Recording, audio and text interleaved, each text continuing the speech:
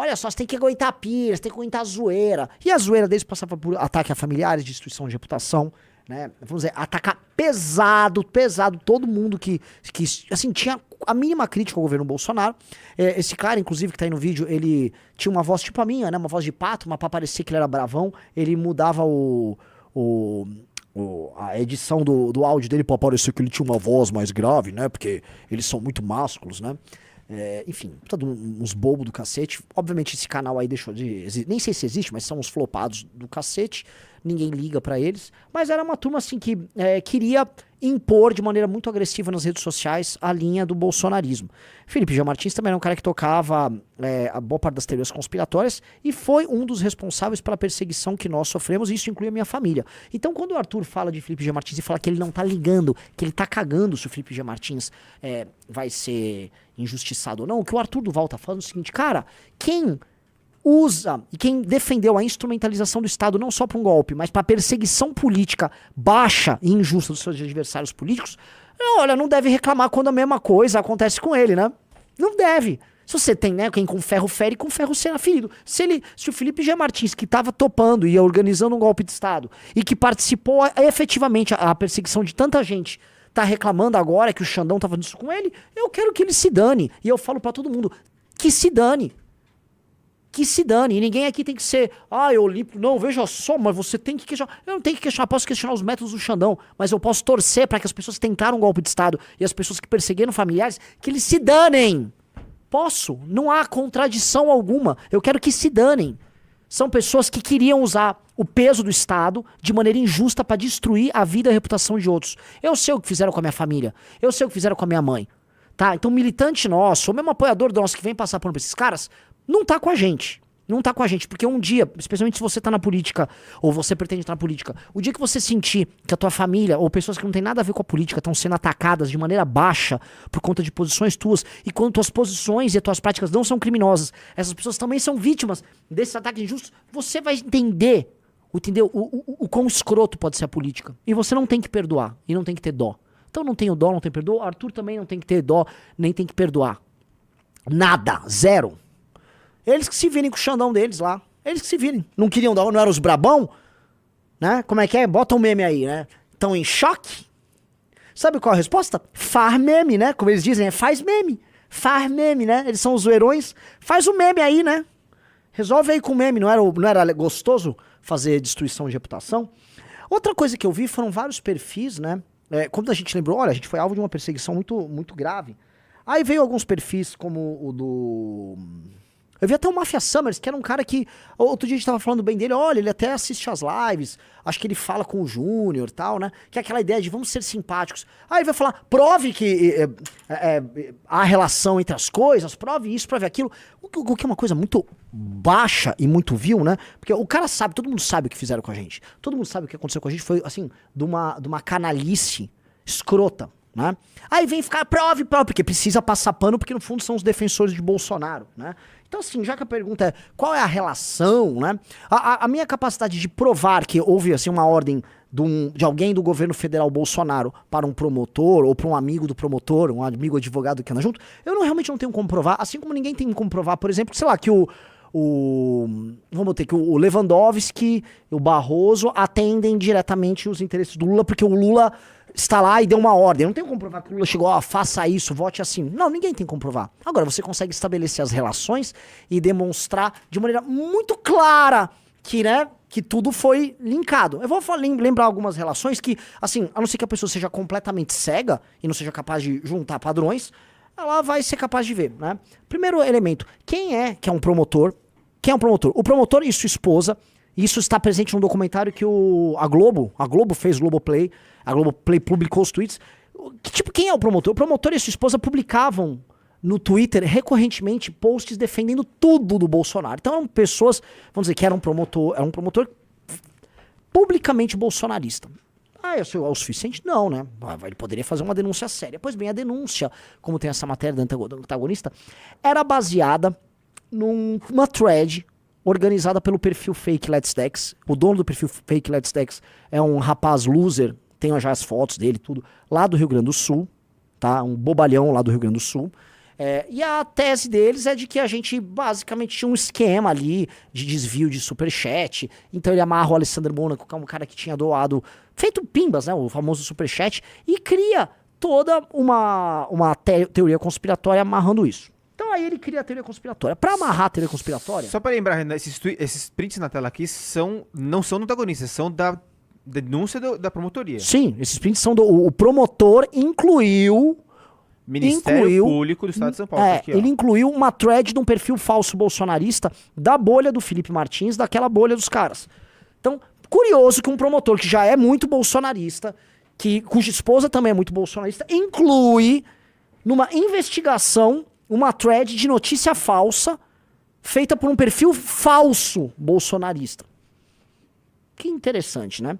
A teoria dizia o seguinte, minha família tem muitos débitos fiscais em empresas e não sei o quê, e os débitos não foram contraídos pela minha família. Meu pai administrou algumas empresas, essas empresas tinham débitos pretéritos, ele administrava a empresa, né? Ele administrava já que vinha com débito, mas tudo bem, ele fazia recuperação de empresa. Eu mesmo administrei uma. Explica melhor o débito pretérito. Débito pretérito é o seguinte, você comprava uma empresa que tinha dívidas fiscais, trabalhistas, elas são antigas. Então quando você compra o débito que foi contraído pela gestão anterior. Quando foram levantar quais débitos foram gerados na gestão do meu pai, era uma merreca, não era 1% daquilo. Entendeu? Pra vocês entenderem, mas bem menos, merreca. Mas o que eles estavam a entender ali? Que olha, né? Houve uma fraude fiscal, que não houve, e aí alguém precisava lavar. Aí eles criaram uma ideia de que havia um núcleo tecnológico que pegava esse dinheiro e fazia circular de forma estranha.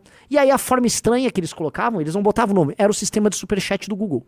Então eles correlacionavam o Alessandro Mônaco, que era um cara que trabalhava com tecnologia, como se ele fosse um núcleo tecnológico para uma operação. Não tinha pé nem cabeça. E dizia ainda que a FIP, a turma da FIP tinha relação com isso, e que esse cara que mandava superchat na live tinha sido nomeado para fazer um trabalho no governo de São Paulo, com base numa relação espúria da FIP com o MBL e com ele. Onde entra o Luciano Ayan na história? Ele não tem nenhuma... Assim, a conexão dele, ela é jogada como uma suposição no ar, simplesmente para ele ser encaixado na operação, como se fosse um sujeito que entendia de tecnologia. A tese não tinha nada, era absolutamente estapafúrdia, e coincidentemente, vamos colocar outra coincidência, um cara que era visto como um grande inimigo dos bolsonaristas, que era o Luciano Ayan, que eles achavam que ele operava nos bastidores para derrubar os perfis deles e fazer esse CPI, todas aquelas ideias que eles botam, vamos dizer, na própria cabecinha para justificar as cagadas que eles cometeram, ele foi inserido ali no meio para uma operação do famoso phishing. O que é phishing? É uma pescaria probatória. Então você junta uma teoria, eles levantaram, sei lá, milhares de páginas com quebras de sigilo bancário e fiscal de todo mundo da minha família, de todas essas pessoas que eram todas inocentes, junta um bololô, joga no juiz e fala, preciso de uma operação. A operação buscava pegar os computadores das pessoas, pra você aí sim pegar as provas que você queria, não só pra tentar incriminar numa história que não faz sentido, porque a história não ficaria de pé. Era pra pegar, por exemplo, coisas nos computadores do MBL ou do Luciano Ayan que mostrassem que eles estavam, sei lá, tentando tramar a queda do Bolsonaro. A época, alguém tinha até vídeo falando disso, que a China tinha chineses envolvidos com a gente. Acho que o Alan dos Santos, chineses, e aí isso ia cair com chinês, não sei o quê. Ou seja, eles tinham todas as teorias mais malucas. Pois bem, rolou uma busca e apreensão no MBL, no Ayan, no cara. Eles não acharam nada. Veio uma história de que eles acharam pornografia até infantil com o Ayan. Nunca foi provada. Mas o promotor que estava tentando destruir a reputação, que era um bolsonarista, jogou. Bota lá, destrói a reputação do cara, nunca se provou nada. E aí o caso em si, pelo qual todos foram investigados. Pois bem, todos, absolutamente todos foram absolvidos. Não tinha nenhum sentido, todo mundo. O caso morreu. Só que teve pessoas que foram presas injustamente, computadores foram apreendidos, dinheiro nosso em conta foi apreendido, tudo isso. Todo mundo foi inocentado. Todo mundo. A denúncia contra mim, que eu fazia tráfico de influência, morreu e assim, faltou o promotor tomar até esculacho do juiz à época, pra vocês entenderem como foi tosco todo aquele negócio. Outras coisas estranhas que aconteceram. No dia anterior, tá? A Carla Zambelli anuncia, estava no cercadinho com o Bolsonaro, que haveria uma operação da Polícia Civil, no dia 9 de julho. No dia seguinte, quando há a operação, já de manhã, já tá o Alan dos Santos de manhã online. Ao vivo, tratando do assunto, dando risada, falando que no dia anterior imaginava que algo fosse acontecer. Interessante, já estavam online já nos atacando, né? Operação 6 da manhã. Paulo Guedes com notinha na imprensa no mesmo dia. Tá. À noite, quando eu vou me reunir com um advogado, vejam só, vou me reunir com um advogado à noite, Alan dos Santos posta, acho que foi no Twitter na época, agora ele postou, apagou, que sabia que em tal hora eu e outras pessoas estávamos nos reunindo com um advogado tal, em tal lugar. Como é que... Não havia como receber, era tipo, à noitona a gente foi pra um lugar, ninguém viu, era um prédio, à noite o escritório estava fechado, como alguém saberia? Anos mais tarde ficou provado que havia um software que era utilizado de maneira ilegal pela turma, acho que se eu não me engano da BIM paralela, que esse software rastreava as movimentações das pessoas através do celular, através da antena do celular. Então você conseguia ver pela antena do celular quais outros celulares estavam próximos e você conseguia rastrear pela antena onde a pessoa estava. Então o Alan dos Santos tinha acesso a isso. Depois foi comprovado, tá?